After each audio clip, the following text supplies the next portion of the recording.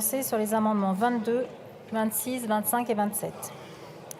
Je fais sonner dans l'enceinte de l'Assemblée nationale. Alors, amendement 22, Monsieur Izard. Merci Madame la Présidente. Il s'agit ici d'un amendement important qui précise que l'Observatoire des prix et des marges devra obligatoirement publier et ne sera pas simplement habilité à publier, mais devra le faire, son rapport. Donc c'est quelque chose qui vient obliger en quelque sorte à plus de transparence. Je pense qu'on fera consensus sur cet amendement-là, qui n'est pas simplement, je le rappelle, de la rédaction, du rédactionnel, mais vraiment quelque chose d'important, quelque chose qui vient préciser cette nécessité de transparence pour les industriels, pour les Français, pour apporter de la clarté. Je vous remercie. Merci. Avis de la Commission. Favorable. Favorable. Favorable, Madame la Présidente. Merci, Monsieur le rapporteur. Madame la Ministre. Bonjour Madame la Présidente, j'aurais un avis on est sur le 22, l'amendement de Monsieur Izard. On est favorable à accroître, je le disais, avant la suspension, le rôle de l'OFPM, comme on l'a expliqué avant la pause. L'Observatoire publie déjà un rapport annuel sur les prix marges. En outre, comme je l'ai déjà indiqué, nous avons demandé à l'Observatoire de renforcer la transparence sur les marges. Ce sera donc une demande de retrait. Le cas échéant, ce sera défavorable. Je vous remercie. Merci. Je vais mettre aux voix l'amendement 22 avec un avis favorable de Monsieur le rapporteur. Oui, c'est un scrutin public, mais je rappelle les avis qui ont été donnés et de sagesse, enfin, de demande de retrait de Madame la Ministre. Le scrutin est ouvert. Le scrutin est clos. Votant 97, exprimé 97, majorité 49, pour 89, contre 8. L'Assemblée nationale a adopté. Le 26, Monsieur Izard. Non, c'est aussi un amendement qui est important et qui vise à faire en sorte que la publication de cet observatoire, elle soit semestrielle. Elle soit trimestrielle, pardon. Donc, par trimestre, de faire en sorte que la fréquence soit définie et que cet observatoire soit obligé non seulement de le publier, mais en plus qu'on lui demande une limite de temps et qu'il le fasse de manière régulière. Je pense là aussi qu'on sera d'accord, Monsieur Potier. On a envie d'avoir de la transparence, on a envie de l'avoir de manière régulière et à nouveau un amendement de consensus chez la NUPES comme dans la majorité. Merci, Monsieur le député. Monsieur le rapporteur. Favorable. Favorable. Merci, Madame la Ministre. J'aurais le même avis que le rapporteur, c'est un avis favorable. Merci. Je vais mettre aux voix cet amendement 26 qui a reçu un avis favorable de la Commission et du Gouvernement. Le scrutin est ouvert. Le scrutin est clos.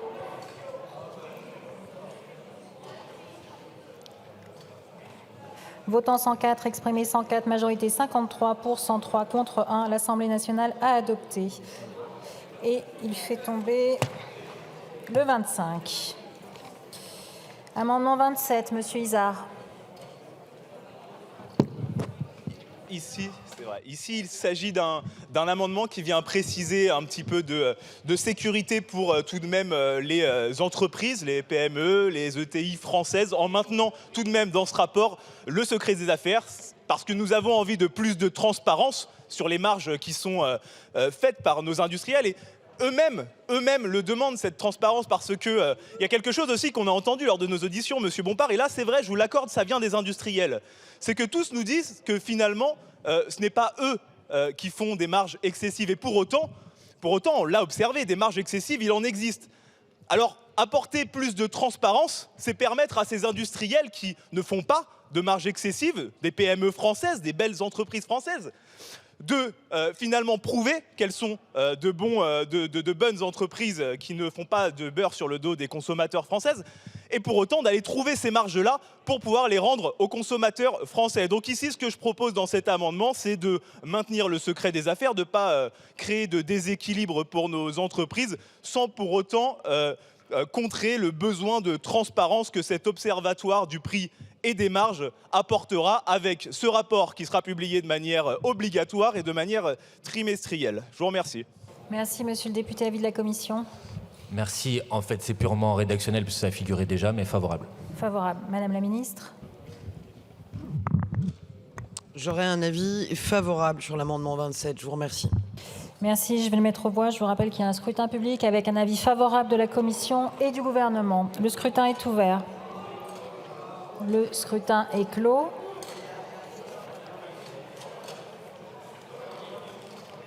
Votant 120, exprimé 120, majorité 61 pour 120 contre 0. L'Assemblée nationale a adopté. Je vous indique que sur les amendements 44 et 31, je suis saisie par le groupe Renaissance d'une demande de scrutin public que j'annonce dans l'enceinte de l'Assemblée nationale et que sur l'article 2, je suis saisie par les groupes Renaissance et la France Insoumise NUPES d'une demande de scrutin public que j'annonce dans l'enceinte de l'Assemblée nationale. Monsieur William, amendement 44, défendu. Monsieur le rapporteur. Favorable. Favorable. Madame la ministre. Merci Madame la Présidente. L'idée au sein de cet amendement 44 d'un travail conjoint est bienvenue entre l'OPFM et les observatoires des prix, des marges, des revenus dans les Outre-mer. En ce qui concerne les OPMR des Outre-mer, je rappelle que leur fonctionnement est très différent de l'OFPM, en ceci que les OPMR, ils sont financés par le ministère des Outre-mer, ils n'ont pas de capacité d'analyse en propre. Ils externalisent leur production d'études à des cabinets privés et ces études sont ensuite rendues publiques.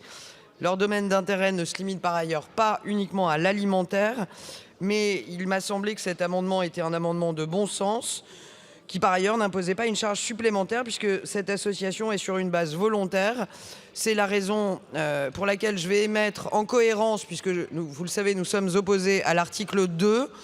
J'aurai donc un avis de sagesse sur cet amendement parce que, à la base, je suis défavorable à l'article 2, mais une sagesse plutôt favorable sur le 44 de Monsieur William. Je vous remercie. Merci. Je vais mettre aux voix l'amendement 44 qui a reçu un avis favorable du rapporteur et de Madame la ministre. Le scrutin est ouvert.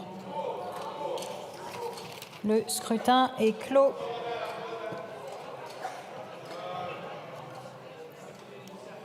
Votant 145, exprimé 145, majorité 73 pour 144 contre 1. L'Assemblée nationale a adopté. L'amendement 31, Monsieur William, défendu. Monsieur le rapporteur. Favorable. Favorable. Madame la ministre. Sur cet amendement 31, contrairement à l'amendement précédent, cet amendement il impose une obligation et une charge supplémentaire entre des observatoires dont je rappelle, comme je l'ai fait juste avant, qu'ils n'obéissent vraiment pas aux mêmes règles. Il aurait été préférable, peut-être comme pour l'amendement précédent, de laisser cette possibilité d'intégration des résultats des contrôles plutôt que d'en faire une obligation. C'est la raison pour laquelle je serai défavorable à cet amendement 31. Je vous remercie. Merci. Je vais mettre aux voix cet amendement 31 qui a reçu un avis favorable de Monsieur le rapporteur et défavorable de Madame la ministre. Le scrutin est ouvert.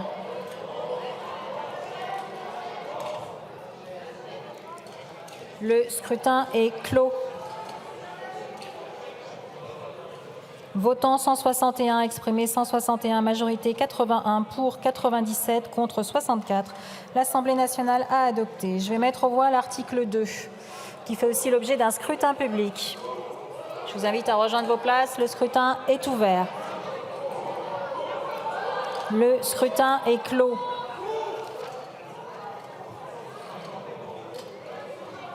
Votant 166, exprimé 161, majorité 81 pour 111 contre 50. L'Assemblée nationale a adopté. Nous passons alors. Je vous indique que sur l'amendement numéro 8, je suis saisie par le groupe Rassemblement national et la France Insoumise NUPES d'une demande de scrutin public et que sur le sous-amendement 69, je suis saisie par le groupe Renaissance d'une demande de scrutin public. Amendement numéro 8, Monsieur le rapporteur. Merci Madame la Présidente. D'abord, je veux faire remarquer à tout le monde que entre notre interruption des travaux tout à l'heure à 13h et à la reprise des travaux à 15h, sont apparus comme par magie une dizaine d'amendements rédactionnels supplémentaires qui ne changent strictement rien au texte tel qu'il est proposé. Et manifestement, il n'y avait pas de problème d'orthographe ou de rédaction ce matin à 9h, mais il y en a cet après-midi à 15h. Pour le reste, la proposition par cet amendement numéro 8 vise donc à introduire un dispositif d'encadrement des marges concernant les industries agroalimentaires, avec d'une part, un dispositif qui rentrerait en vigueur au 1er janvier de l'année 2024 pour 1 an, et d'autre part, un dispositif pérenne qui pourrait se déclencher à partir du moment où la variation des indices de prix fait apparaître l'existence de marges abusives dans la transformation agroalimentaire. Ce dispositif d'encadrement des marges nécessiterait que les marges ne peuvent pas excéder la moyenne des marges qui ont été réalisées sur les 10 années précédentes. Pour anticiper ou répondre aux critiques qui ont été formulées ce matin par Madame la Ministre, je rappelle que dans ce dispositif, il n'est pas prévu que les petites et les moyennes entreprises soient concernées par ce dispositif d'encadrement des marges qui concerne donc les grands groupes industriels, ceux qui ont, dans la période qui vient de s'écouler, réalisé les marges extraordinaires dont nous sommes en train de parler depuis ce matin. Voilà. Merci, monsieur le rapporteur. Alors, il y a des sous-amendements. Le 62, monsieur Izard.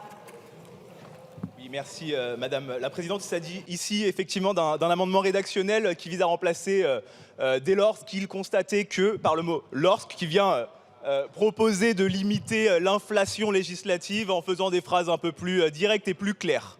Je vous remercie. Sous-amendement 67, monsieur Izard. Défendu ? Non, je vais le défendre. Il s'agit là aussi d'un amendement de rédaction qui permet de compléter l'alinéa 2 par les mots de produits de plus grande consommation pour être un petit peu plus clair sur ce qu'on vise dans cet article réécrit par monsieur le rapporteur. Merci. Sous-amendement 63, monsieur Izard. Effectivement, nous sommes là aussi sur de la réécriture pour essayer d'éclaircir un petit peu la proposition de monsieur le rapporteur Bompard qui vise à supprimer le mot d'activité pour là aussi donner un petit peu plus de clarté. Merci. Amendement 64, monsieur Izard, défendu. Là sur celui-ci, sur Seul cet amendement, monsieur Izard a la parole, s'il vous plaît. sur cet amendement, il s'agit d'une correction, d'une erreur du rapporteur sur la référence qui est citée. Donc celle-ci, j'imagine que vous le voterez. Merci. Sous-amendement 69, c'était celui-ci sur la référence. Donc le 64 était défendu, je présume. Oui, 64 sous-défendu, le 69 c'est la référence. Le 55, monsieur de Fournas. Oui, merci Madame la Présidente. Je voulais vous dire, monsieur Izard, quand même que vous n'êtes pas très à la hauteur quand même de l'enjeu de ce texte. Ces amendements, vous auriez pu dire qu'ils étaient défendus sans perdre de temps. Monsieur le rapporteur, à la suite des auditions, vous avez inclus dans votre texte une différenciation entre les multinationales et les PME. C'était dans les auditions. Je noterai quand même que la formulation a été quand même la même que celle de mes amendements qui étaient déposés avant les vôtres. J'en conclus quand même qu'ils étaient au moins bien pensés puisque vous êtes largement inspirés. Je propose d'aller plus loin, que cette différenciation se fasse non seulement vis-à-vis des PME, mais des PME françaises, puisque les industries agroalimentaires nous ont dit que pour eux c'était une complication. Eh bien nous allons faire un peu de préférence nationale quelque part sur les entreprises pour privilégier les entreprises françaises par rapport aux entreprises étrangères. Merci. Monsieur Izard, le 68, défendu. Le 65, monsieur Izard, défendu aussi. Le 66, défendu. Alors, monsieur le rapporteur, avis de la commission sur ces sous-amendements. Sur les sous-amendements, je donnerai un avis défavorable pour tous les sous-amendements introduits à la pause parce que manifestement, ils ne sont pas indispensables. Et en ce qui concerne l'amendement de monsieur de Fournas, si je peux entendre l'intention, je donnerai un avis défavorable parce que je crains que ce dispositif soit fragile constitutionnellement au regard du principe d'égalité. Merci, monsieur le rapporteur. Madame la ministre. Madame la ministre, avis du gouvernement sur ces amendements et sous-amendements. Alors,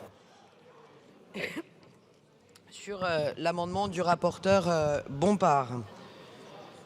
L'amendement numéro 8, je ne reviendrai pas une fois encore sur les raisons pour lesquelles l'intervention de l'État ne se justifie pas. Cet amendement, il conduit par ailleurs à des effets qui pourraient être pervers, parce qu'en harmonisant des taux de marge à une échelle large d'acteurs, c'est-à-dire au cœur du secteur agroalimentaire dans son ensemble, il n'y a aucune prise en compte de l'attractivité des produits, du savoir-faire, de la dimension immatérielle des produits, de l'image de marque. Et ce nivellement par le bas va se traduire par un impact négatif sur la qualité, une désincitation à l'investissement à un moment même où les entreprises doivent investir massivement pour la transition écologique notamment. Ce cercle vicieux enclenché par ce nivellement par le bas conduirait à une raréfaction de l'offre, à une offre de moindre qualité et une telle uniformisation qui serait d'autant plus forte qu'il y aurait un alignement horizontal sur le plafond et ça n'a aucune justification économique. Ce type d'encadrement général n'aurait d'ailleurs pas de façon structurelle un impact positif, notoire en matière d'accès des populations les plus précaires à des produits à des prix bas, quand bien même il exclut des entreprises dont le CA est inférieur à 350 millions d'euros.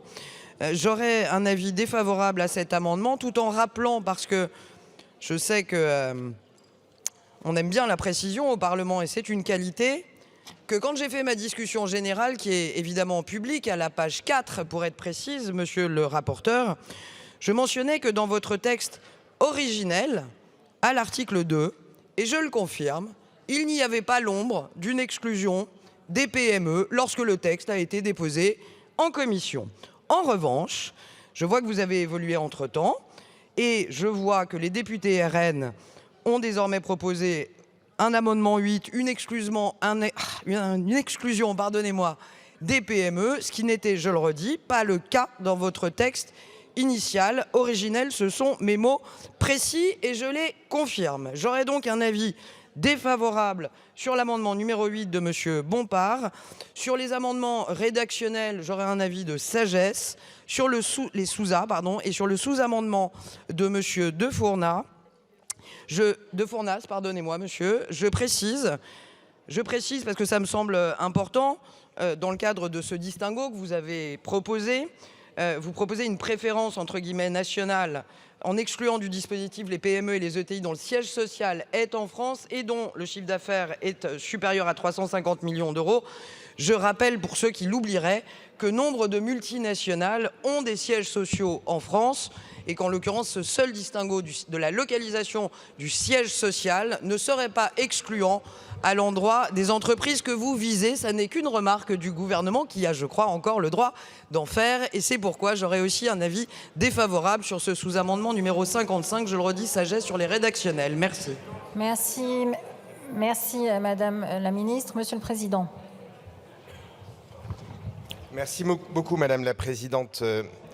J'ai deux arguments à exposer à nos collègues pour essayer de leur convaincre de l'absurdité de ce mécanisme. Le premier, c'est le côté complètement kafkaïen de ce qui est proposé, puisque, je cite, « Le pouvoir réglementaire fixe sans délai et pour une durée déterminée qui ne peut être supérieure à 1 an, un coefficient multiplicateur maximum entre d'une part le prix d'achat des matières premières agricoles et alimentaires et des produits agricoles et alimentaires, de l'énergie, du transport et des matériaux entrant dans la composition des emballages des produits concernés, la masse salariale et les impôts de production, et d'autre part leur prix de vente aux distributeurs, un coefficient multiplicateur maximum est fixé pour chaque secteur d'activité de l'industrie agroalimentaire. Il peut être supérieur au taux de marge moyen au cours des 10 dernières années pour lesquelles cette donnée est disponible dans les secteurs d'activité considérés. » Pardon, chers collègues, mais même dans un système d'économie administrée qui semble avoir votre faveur, je ne sais absolument pas comment les services et les administrations vont se saisir d'un tel dispositif kafkaïen. Enfin, je veux dire, on marche complètement sur la tête. C'est ça, demain, la façon dont on va fixer les prix dans notre pays ? Et les marges, c'est avec des coefficients multiplicateurs lissés sur 10 ans, activité par activité, que le ministère va devoir déterminer. C'est ça votre modèle économique ? Deuxième argument, au-delà de l'aspect complètement kafkaïen du sujet, c'est l'argument patriotique. C'est l'argument patriotique.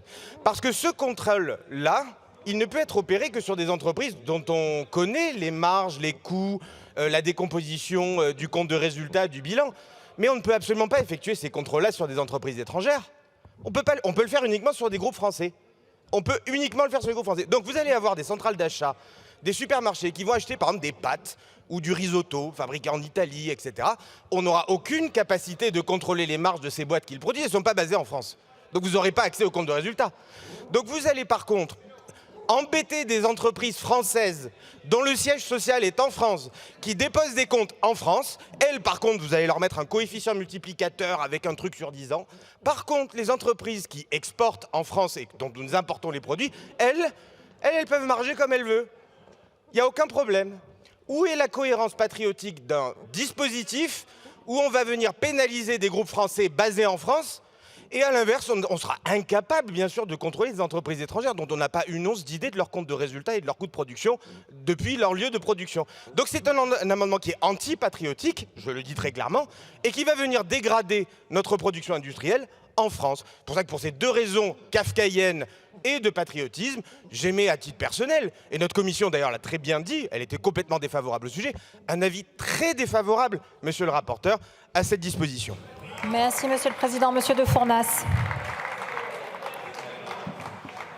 Merci, Madame la Présidente. Je suis désolé de vous le dire, Madame la Ministre, mais au-delà du fait que vous ne cessez de confondre les différentes versions du texte et que vous avez l'air quand même un peu perdu, je dois vous le dire, vous n'avez pas compris mon amendement qui revient à conjuguer deux conditions, celle du siège social en France et celle du chiffre d'affaires. Ce n'est pas l'un ou l'autre, c'est les deux, et donc ça ne revient pas à ce que vous venez de dire. Je suis un peu surpris, Monsieur le Président, je vous accorde pour une fois que vous n'avez pas totalement tort sur tout, parce qu'en réalité, le vide de cette l'absence de cette PPL, c'est justement de s'attaquer aux importations, et ça je l'avais dit aussi en commission. Cela dit, Monsieur le Président, au-delà de ce que vous avez pu dire en CMP récemment sur la loi de Madame la Ministre, vous avez quand même voté un dispositif sur le chiffre d'affaires consolidé, où là aussi on aura quand même beaucoup de difficultés à aller voir les chiffres d'affaires. Mais enfin, vous l'avez voté, donc vous l'avez accepté. Donc, Monsieur le Président, quand il y a une volonté, il y a aussi un chemin. Arrêtez sans arrêt de vous dire on ne peut pas. Vous dites ça en réalité parce que vous refusez de remettre en question vos certitudes idéologiques. Mais quand il y a un problème, il faut savoir le régler et il faut savoir aussi trouver des solutions. Merci, Monsieur le Président Maillard. Merci Madame la Présidente. Je voudrais rebondir sur ce que vient de dire le président Kasbarian. On a beaucoup d'entreprises en France, et fort heureusement, de belles entreprises qui exportent. 25% de nos salariés travaillent pour l'export, et fort heureusement.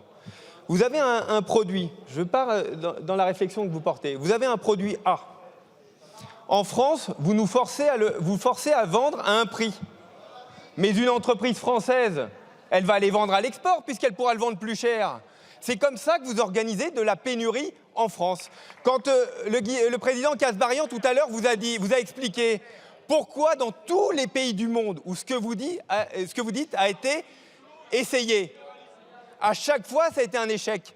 Parce qu'évidemment, la production partira de France. C'est une PPL contre la souveraineté française. C'est une PPL contre les Français. C'est une PPL contre laquelle nous allons nous opposer. Merci. Madame la Ministre.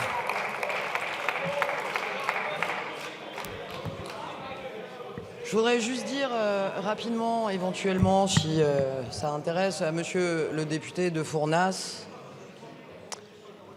que ça n'est pas parce que, par respect pour le Parlement, dans le cadre, je crois, d'une niche parlementaire, si ça ne m'a pas échappé, je laisse le plus librement possible chacun des députés ici présents porter sa parole, ses convictions et ses points de vue, que je suis une ministre perdue, ou encore moins qui ne suit pas les débats. Donc les remarques personnelles à l'endroit de mon attitude, j'ai à cœur de vous dire qu'ils sont malvenus, et je maintiens, monsieur, si vous avez eu un trou de mémoire, que mes propos sont justes, et je maintiens, monsieur, que originellement, dans le dépôt de cette PPL portée par le rapporteur Bompard, le distinguo n'était pas effectué entre les entreprises. Je maîtrise mon sujet, je vous remercie. Merci, je vais mettre aux voix l'amendement numéro 8, et avant de passer à l'amendement numéro 8, je vais faire voter les sous-amendements. Alors, sur le 62, il y a eu un avis défavorable de la Commission et de sagesse du gouvernement. Qui est pour? Qui est contre? Il n'est pas adopté. 67, même avis, même vote. 63, même avis, même vote. 64, même avis, même vote. Oui, ils ne sont pas adoptés. Sous-amendement 69, avis défavorable de la Commission et de... Je comprends. Pardon. Avis défavorable du rapporteur, si vous voulez, et sagesse de Madame la Ministre. Il y a un scrutin public, le scrutin est ouvert. Le scrutin est clos.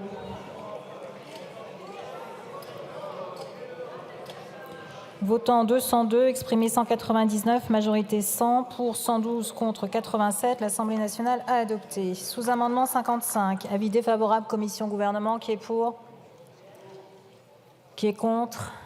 Il n'est pas adopté. Sous-amendement 68, avis défavorable du rapporteur, sagesse du gouvernement. Qui est pour? Qui est contre? Il n'est pas adopté. Le 65, même avis, même vote. Pardon? Ben non, je vais le remettre. Alors 65, avis défavorable de la commission, sagesse du gouvernement. Qui est pour?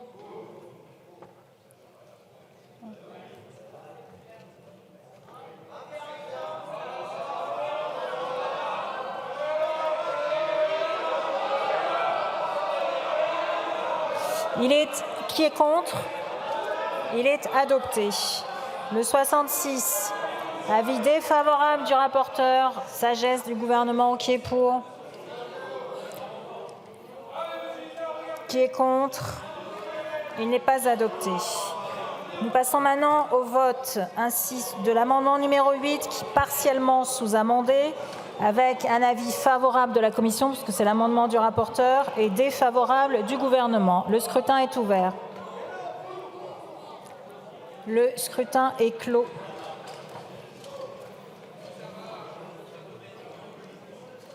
Votant 206, exprimé 206, majorité 104 pour 117, contre 89. L'Assemblée nationale a adopté. Amendement 33, Monsieur William. Monsieur William, amendement 33, défendu. Monsieur le rapporteur. Favorable. Favorable. Madame la ministre. J'aurais un avis défavorable sur cet amendement. Merci. Je vais le mettre aux voix avec un avis favorable de Monsieur le rapporteur, défavorable de Madame la ministre. Qui est pour? Qui est contre? Il est adopté. Monsieur Topiac, le 30, défendu. Monsieur le rapporteur. Favorable. Favorable. Madame la ministre. J'aurais un avis défavorable sur cet amendement 30. Je vous remercie. Merci. Je vais mettre aux voix cet amendement 30 avec un avis favorable de Monsieur le rapporteur, défavorable de Madame la ministre. Qui est pour? Qui est contre? Il n'est pas adopté. Pardon, excusez-moi. Non, il est adopté. Alors, du coup, sur le